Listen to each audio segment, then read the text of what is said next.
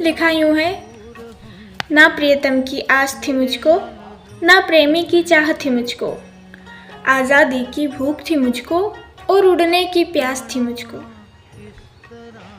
और फिर मेरे मन की बातों से तू कितना विवादित होता था, और हर बात में हामी भरने से मेरा मन भी अपमानित होता था। लेकिन कोई बात नहीं प्यारे बाबुल, अब मैं देह धरूं फिर तो तुम मेरे कुछ तो होना, झूठे सपने देखूं फिर तो साथ मेरे तुम भी खोना। और फिर मैं आखिर तक साथ निभाऊंगी, अपने मन की व्यथा सुनाऊंगी।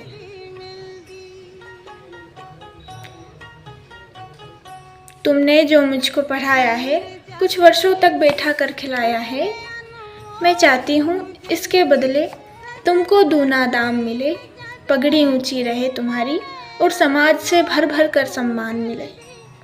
और देखो प्यारे, मैंने समाज का कितना ख्याल रखा है। मैं अगर पंखे से लटकी पाती तो कितनी इज्जत जाती है ना। मैं जहर अगर पी जाती तो औरतों के मुंह से चरित्रहीन कहलाती है ना। लेकिन अब ऐसा कुछ नहीं होगा, मैंने इसका तोड़ निकाला है। पिछले कुछ एक मास दिवस से लिया ना एक निवाला है। प्यारे, मेरा आशीर्वाद है तुमको, तुम्हें धन भी मिले और मान मिले और मिले एक अच्छी दुनिया। बस इतनी कृपा करे गिरधर कि मिले ना अब मुझसी गुड़िया। अब जो कोई तेरे आंगन आए तो फिर सपनों को खोना होगा। जाने कितने मास दिवस उसे भूखा ही सोना होगा। हंसने को आजाद नहीं, न रोने को कोना होगा। जाने कितने मास दिवस उसे भूखा ही सोना होगा। और प्यारी माँ, अब के हम जो मिले कभी तो तुम मेरी गुड़िया होना। मैं तुमको काजल और बिंदी लगाऊंगी और गोदी में बैठाऊंगी। तुम जो सपने देख सको उसे अंबर तक ले जाऊंगी।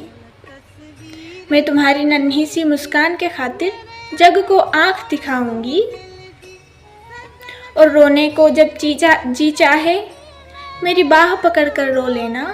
अब के हम जो मिले कभी तो तुम मेरी गुड़िया होना।